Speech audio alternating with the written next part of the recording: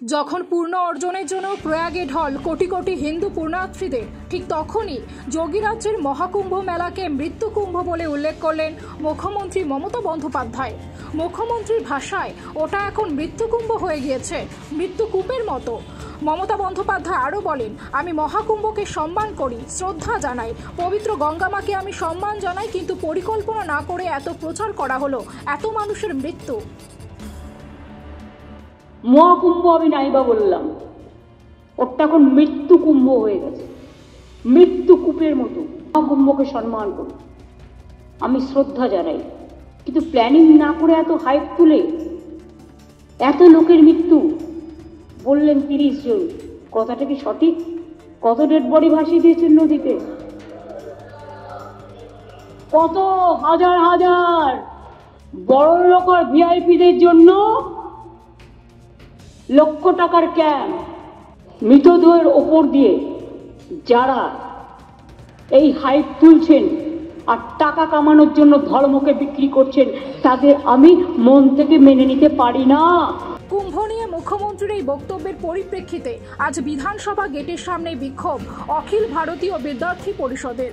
এদিন বিজেপির ছাত্র সংগঠন অখিল ভারতীয় বিদ্যার্থী পরিষদের বেশ কিছু কর্মী তারা জমা হয় বিধানসভার গেটে, বিক্ষোভ দেখায় দীর্ঘক্ষণ।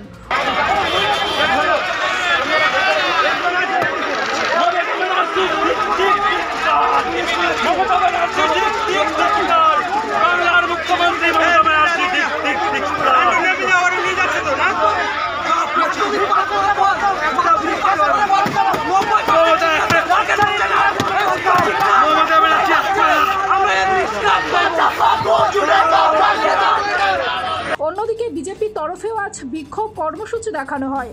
কলকাতার মহাত্মা গান্ধী ও সেন্ট্রাল অ্যাভিনিউ সংযোগস্থলে বিজেপি কর্মী সমর্থকরা সুকান্ত মজুমদারের নেতৃত্বে তমগ্ন ঘোষ ও সুবোধ দাসের উপস্থিতিতে মুখ্যমন্ত্রীর পুষ্পোত্তলিকা দাহ করে বিক্ষোভ দেখান এবং বিক্ষোভ ও পথ অবরোধ কর্মসূচি চলে 30 মিনিট ধরে। শুধুমাত্র বিক্ষোভ প্রতিবাদ নয়, কড়া আক্রমণের সুরও তাদের গলায়। শুভেন্দু অধিকারী থেকে শ্রমিক ভট্টাচার্য, অর্জুন সিং, তাদের দাবি পশ্চিমবঙ্গ উগ্রপন্থার সেফ প্যাসেজ। হিন্দু সমাজকে আমি আহ্বান জানাবো, সব জায়গায় সকলে মিলে একত্রিত হয়ে কোমর বাঁধো। একটা আঘাত যদি আসে, কোনো মন্দিরের উপর আঘাত হয় বেলডাঙ্গার মতো, কাউকে ছেড়ে কথা বলবেন না। দিদির ভাইরা এলে পরে লুঙ্গি বাহিনীর লুঙ্গি প্যারাশুট বানিয়ে বাড়ি পাঠিয়ে দেন। মহাকুম্ভের সঙ্গে তিনি যে সমস্ত তুলনা টেনে এনেছেন, তাতে তিনি ভারতীয় সভ্যতা, ভারতীয় সংস্কৃতি, ভারতীয় পরম্পরা, ভারতীয় ঐতিহ্য এবং মহাকুম্ভের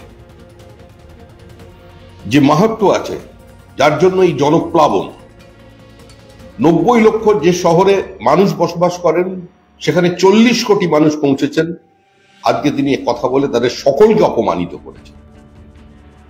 আমরা দাবি করছি, মহাকুম্ভকে মৃত্যুকুম্ভ যে কথা তিনি বলেছেন, এর জন্য তার প্রকাশ্যে ক্ষমা চাওয়া উচিত, শুধু দেশবাসীর কাছে নয়, বিশ্ববাসীর কাছে। যারা ভগবান কৃষ্ণ পুজো করতে দিচ্ছে না, কালী মূর্তি ভেঙে দিচ্ছে, দুর্গা ঠাকুর মূর্তি ভেঙে দিচ্ছে, তারা মহাকুম্ভকে মৃত্যুকুম্ভ বলছেন। মমতা ব্যানার্জি ব্রাহ্মণ নিজেকে বলছেন, আমার সন্দেহ আছে উনি ব্রাহ্মণ আছেন কি না আছেন। কারণ কোনো ব্রাহ্মণ যদি থাকে তাহলে এই শব্দ উচ্চারণ করতে পারবে না কি কুম্ভর মানেটা কি হয়। যদি উনি বলে দিতে পারেন তাহলে আমরা মেনে নেব কি উনি সত্যি ব্রাহ্মণ আছে।